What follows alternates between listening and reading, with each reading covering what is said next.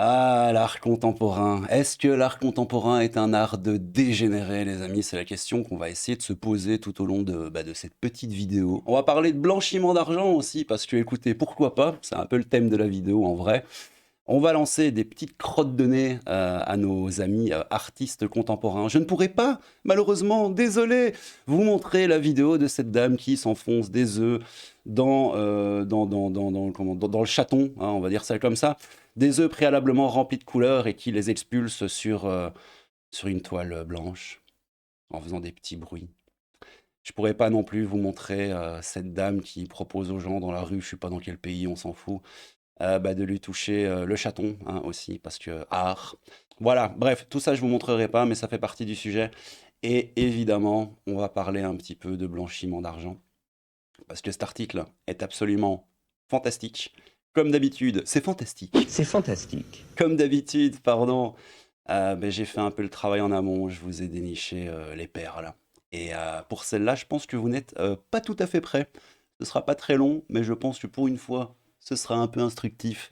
Donc les amis, je vous propose très sérieusement de mettre votre petit casque anti-malaise, de préparer un petit sac à vomi.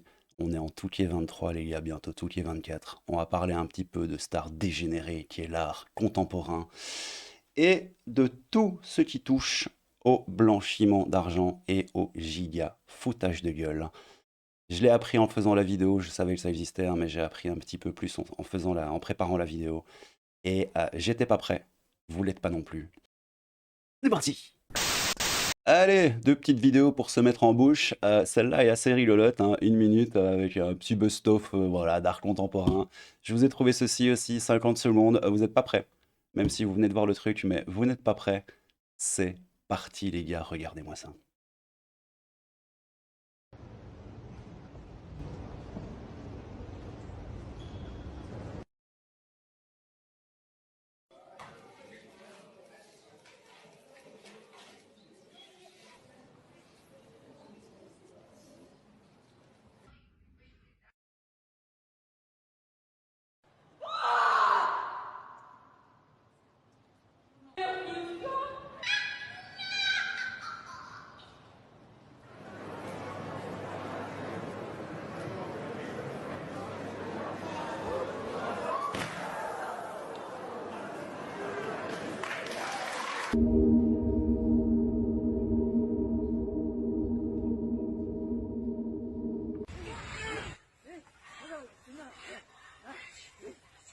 Bon, ça c'est pas de l'art contemporain, c'est être complètement ravagé, faire l'amour aux arbres et je sais pas trop le délire, mais bon voilà, c'est dans la vidéo et c'est rigolo donc.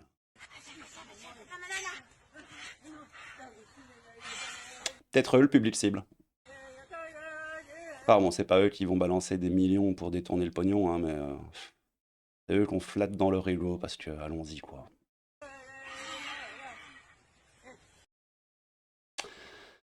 Bref, et on a un ami ici qui nous dit, Croissant, qui nous dit, jadis, ils étaient dans des asiles.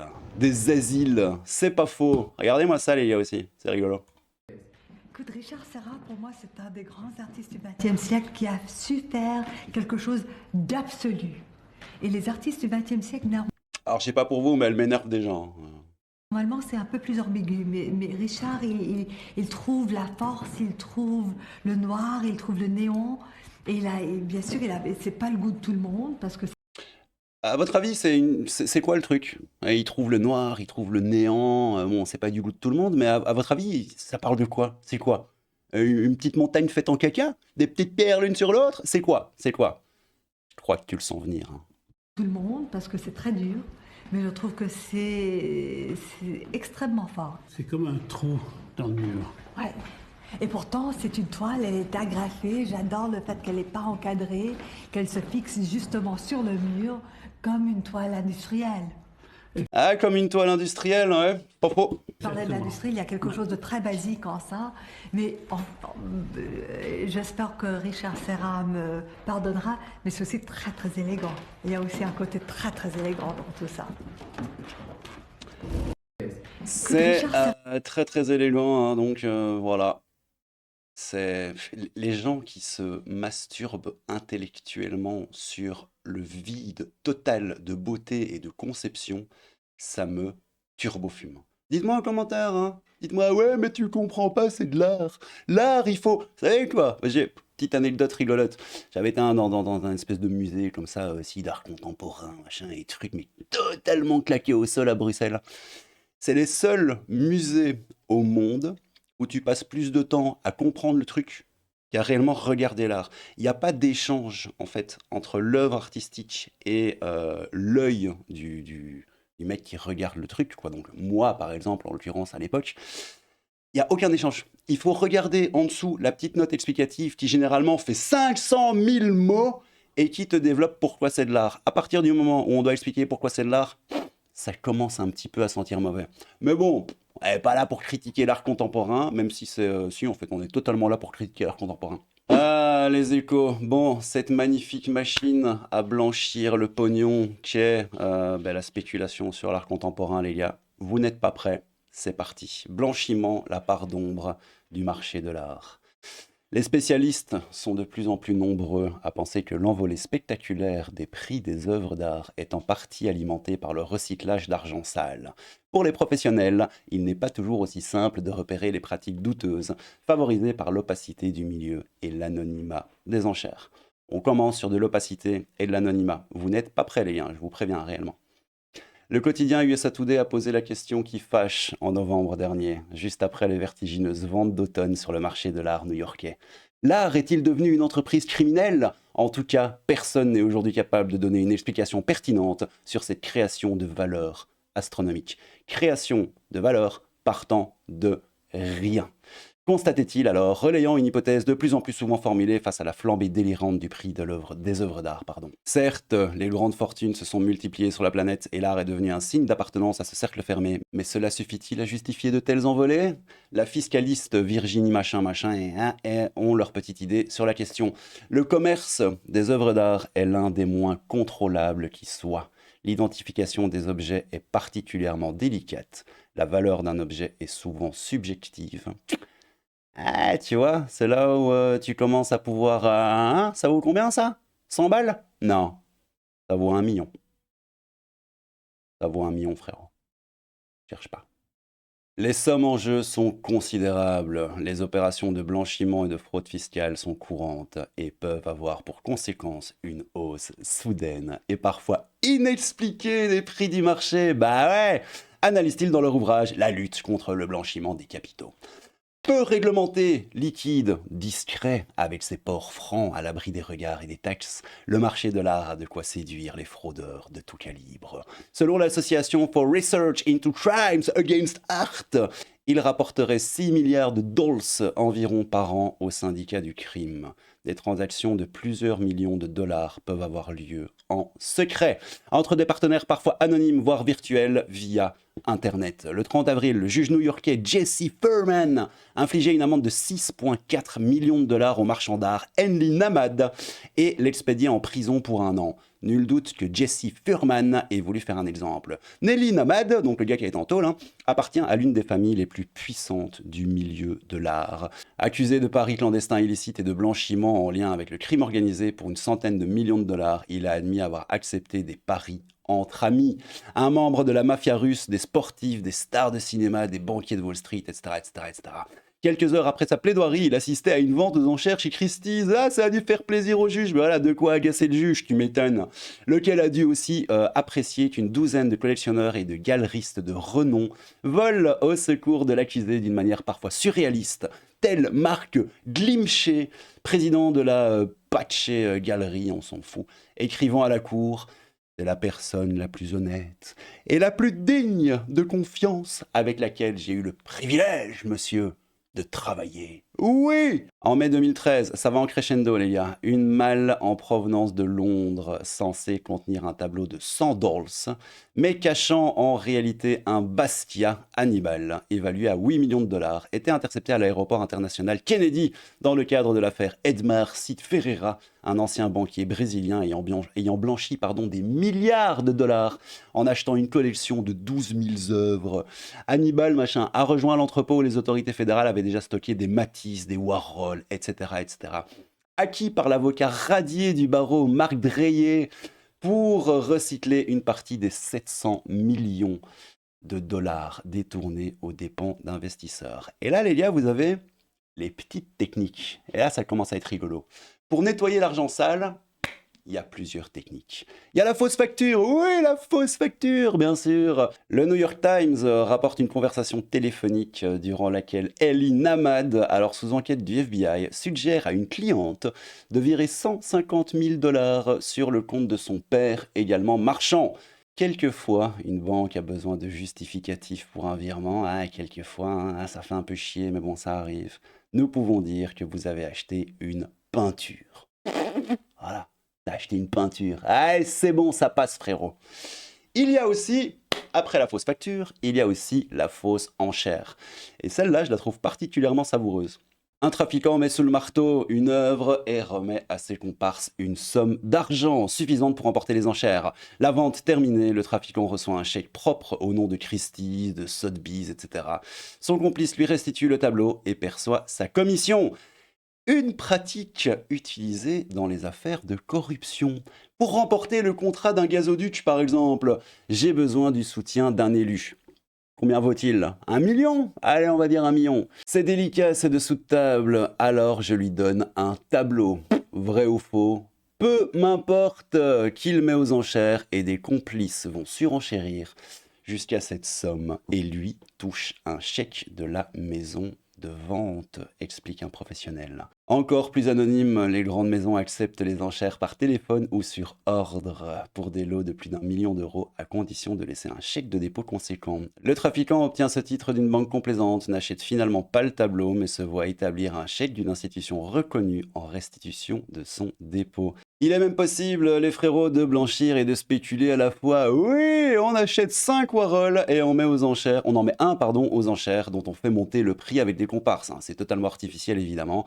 Quitte à racheter soi-même le tableau. Peu importe, les 4 autres Warhol auront vu leur valeur grimper. Oui. Discrétion et opacité. Les maisons de vente aux enchères sont peu bavardes sur le sujet, tu m'étonnes. Les deux multinationales, Christie's et Sotheby's, affirment prendre toutes les mesures nécessaires. Vous allez voir que c'est un écran de fumée, c'est de la couille. D'autant que la seconde est cotée en bourse, mais impossible d'en obtenir le détail. Ah tiens, comme c'est bizarre. Pas question de dissuader les vendeurs ou acheteurs potentiels dans un contexte de concurrence féroce. Il suffit de voir à quel point en France les déclarations de soupçons auprès de Tracfin, c'est l'organisme public de lutte contre le blanchiment, sont rares. Moins d'une dizaine par an pour les maisons de vente, aucune pour les galeristes ou antiquaires. Peut-être que Tracfin n'y met pas les formes, n'a pas assez de moyens, ne communique pas assez. Mais on ne demande pas non plus au commissaire-priseur de jouer les Sherlock Holmes, souligne Catherine Chadela, la patronne du conseil de vente volontaire, blablabla, l'organisme de régulation de la profession en France. À méditer encore la violence avec laquelle Jean-Pierre Ossena, président du CIMEV, le syndicat des maisons de vente, a répondu dans une lettre ouverte à la même Catherine Chadela, lorsque celle-ci, dans un entretien au Figaro, s'est permise de rappeler aux acteurs leur obligation de transparence. Quel besoin, nous dit Jean-Pierre Ossena, quel besoin de créer une polémique infondée et stérile. Ouais, c'est stérile. Les missions du conseil de vente sont-elles désormais à ce point vaines qu'il faut s'en inventer de nouvelles? Jean-Pierre Ossena confiait pourtant aux Échos en 2012 que toute ombre sur l'image d'un commissaire-priseur rejaillit sur toute la profession. En référence à Claude Agut, star du marteau et président de machin machin, alors suspendu d'activité, blablabla, pour avoir manqué de vigilance quant à la provenance d'un tableau et à l'identité de son propriétaire. Ce commissaire-priseur avait adjugé 37 000 €, un paysage attribué par un expert en peinture russe véreux, Dan Croissard, à l'artiste Ivan Chikin. Les gars, ça doit tourner tellement, c'est un petit monde et ça doit tellement tourner et trafiquer du pognon. Parce que là, ça parle de un peu de milliards d'euros et tout ça, mais moi je suis intimement persuadé, c'est évidemment que mon avis, que ça va beaucoup plus loin que ça. L'acheteuse donc, ayant eu des doutes, une enquête avait mis en évidence des intermédiaires au Luxembourg, au Liechtenstein, aux îles Barbades, etc. On prend toutes, oui, les précautions, mais il n'est pas toujours simple pour les acteurs du marché de repérer les pratiques douteuses, précise-t-on chez Christie's. Toutes? Ah, c'est pas sûr! Dans l'affaire dite des biens mal acquis par des chefs d'État africains, suite à une plainte déposée par Transparency International France, une perquisition a été menée en février 2012 chez Théodorine Obiang, fils du président de Guinée équatoriale, mis en examen depuis. On y a trouvé des œuvres d'art achetées en 2009 lors de la vente de la collection Yves Saint Laurent Pierre Berger pour plus de 18 millions d'euros et payées par le Somagui Forestal, société forestière sous contrôle de son père. Pourtant, la plainte était antérieure à la vente. Allez, c'est bientôt fini, la petite cerise sur le gâteau, les frérots. Limiter les paiements en espèces, mais est-ce que c'est réellement possible? Ah, on va voir ça tout de suite. Dans toute transaction, la parade, c'est bien évidemment de connaître le vendeur et surtout d'éviter les espèces, observe Alain Cadiou. Oui, Alain Cadiou, PDG de Piazza et ancien patron de Tracfin. En France, les professionnels doivent refuser tout paiement en liquide supérieur à 3 000 € de la part d'un habitant de l'Union européenne et 15 000 € pour ceux d'autres pays. Le CVV a ainsi suspendu également pour 15 jours l'an passé la maison Gros et Delettré, où officie le président de Drew Holding, machin on s'en fout, Georges Delettré. Son associé Henri Gros avait accepté un paiement en espèces de 200 000 € d'un acheteur chinois. Pourquoi pas, allons-y quoi les amis. Les acteurs du marché sont ainsi censés vérifier l'identité du vendeur, y compris sur le plan bancaire, conserver ces éléments 5 ans et s'enquérir de l'identité du bénéficiaire, surtout s'il n'est pas présent aux enchères pour repérer les sociétés écrans. La France et la zone euro disposent des outils de contrôle et de régulation les plus forts au monde. Se félicite Nicolas Orlovski. Alors c'est bien la France, hein, mais le problème c'est que le marché, il se passe ailleurs. Hein. Si tu trop en France, déjà c'est du foutage de gueule.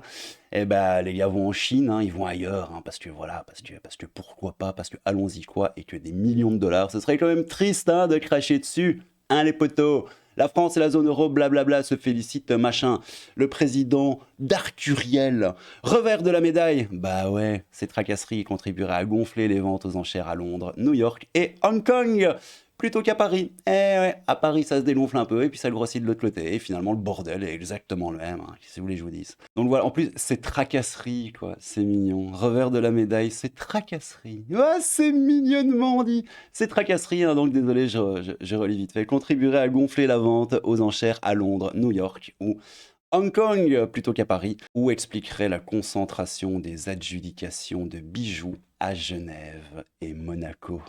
Aujourd'hui, les gouvernements du monde entier prennent des mesures pour lutter contre le blanchiment et mettre en place des organismes comme Tracfin, à l'exception des paradis fiscaux, note Alain Cadiou. Mais la réglementation variant selon les pays, les investigations sont difficiles à coordonner à l'échelle internationale. Et ça, c'est un peu la phrase de la vidéo.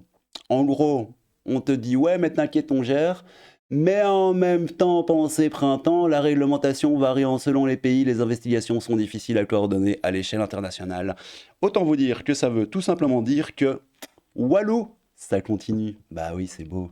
En février 2013, la Commission européenne a voté une loi demandant aux galeries de mentionner tout achat d'une œuvre dépassant 7 500 € en espèces et toute transaction douteuse.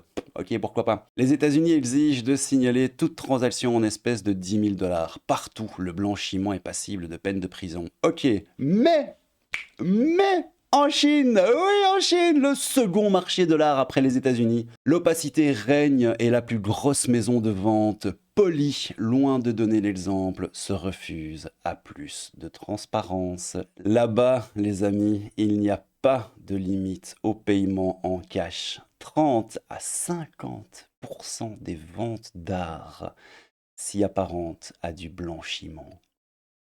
C'est beau, hein? Observe un commissaire-priseur, blablabla. Cela pourrait expliquer pourquoi les antiquités chinoises, comme les œuvres d'artistes contemporains chinois, pulvérisent régulièrement les estimations les plus folles, ou qu'aux dernières ventes d'art moderne et contemporain de New York, le tiers des achats émanait de clients asiatiques, principalement chinois. Bah ouais les gars, c'est bien, Tracfin, tout ça. Ouh là là là là, on va combattre le blanchiment d'argent parce que c'est très mal.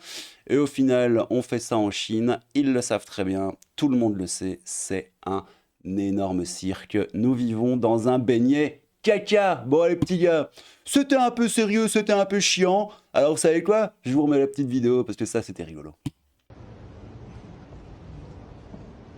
Puis un truc aussi que j'ai pas dit, et moi qui m'amuse énormément, c'est que ces artistes contemporains qui factuellement sont... comment dirais-je, pour rester poli sur YouTube, bah, sont de véritables têtes de nœud, hein. On va dire ça comme ça, hein. Tu mets ce que tu veux à la place de tête de nœud dans ta tête, frérot, et t'auras plus ou moins ce que je pense. Ces têtes de nœud ont un ego surdimensionné. Et bah, les gens, en fait, ils spéculent sur ces ahuries ravagées du bulbe. Déjà, bon, se foutent totalement de leur gueule, mais les caressent dans le sens du poil et ne font que leur dire: mais si, t'es bien, t'es beau, t'es subversif. Ouh là là, qu'est-ce que tu es subversif!» Alors qu'en vrai, ce qu'ils font, bah, c'est de la merde. Voilà, désolé. Bon, allez, lance la vidéo. Je sais pas, hein, me demande pas, je sais pas.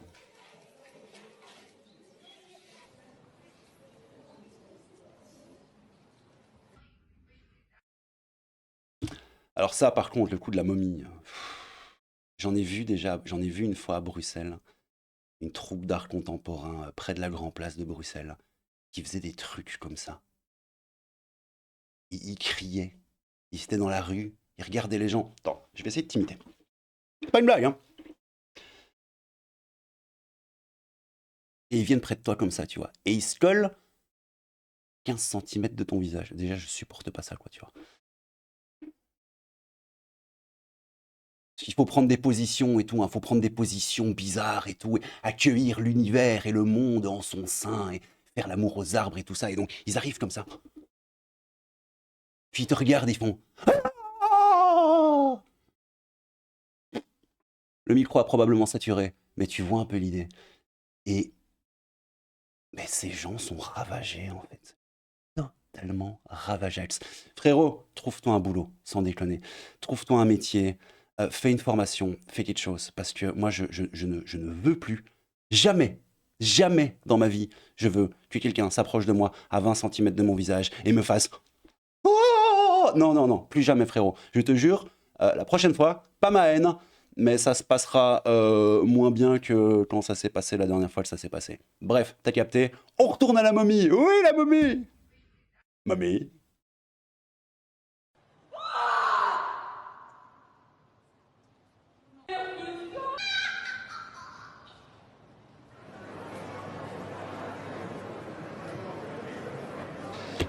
Ces gens se masturbent intellectuellement sur du vide, sur un vide sidéral. Et, et derrière, ça blanchit du pognon à donf, quoi, tu vois. Ça me tue. Regardez-moi ça. Bon, vous l'avez déjà vu, hein, mais il y a les seaux, ils sont remplis de sable et ils vont tomber.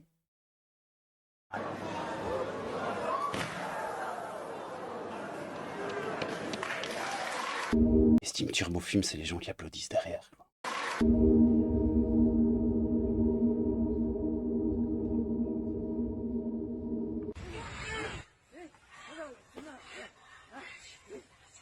Ceux-là, c'est vraiment des doudingues.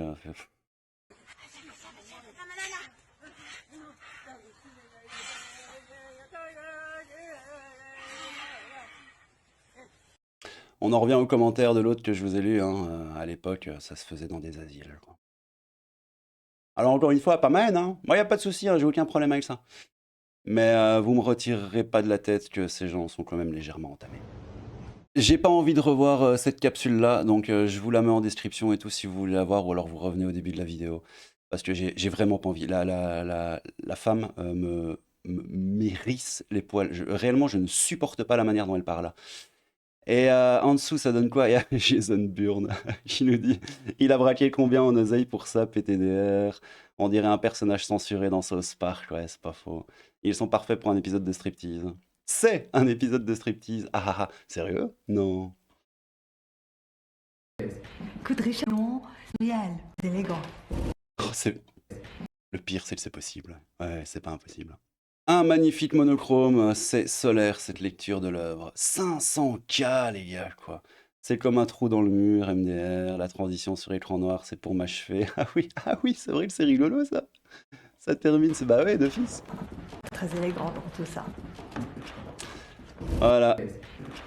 Donc il nous montre quand même l'œuvre, hein, l'art. Enfin bon bref, écoutez, c'est des dégénérés, on est tous dégénérés de toute façon, mais ceux-là je pense un petit peu plus que les autres. Voilà, c'était une vidéo, c'était un petit prétexte pour un peu vous faire trop lolo sur l'art contemporain, parce que petite crotte de nez sur ces dégénérés, mais voilà, c'était quand même... c'était un petit prétexte pour parler de blanchiment d'argent dans le milieu de l'art. Écoutez, je sais pas ce que vous en pensez. N'hésitez pas à me dire en commentaire si vous avez d'autres exemples, d'autres sources, d'autres trucs, parce que ça m'intéresse réellement. Je vais regarder ça un peu dans mon coin plus tard en lisant vos commentaires. Je vous remercie d'avoir regardé cette petite vidéo très instructive, n'est-il pas? Prenez soin de vous, c'était le crabe fantôme. Un peu de crabe, beaucoup de fantômes. Prenez soin de vous les potos. Et à bientôt!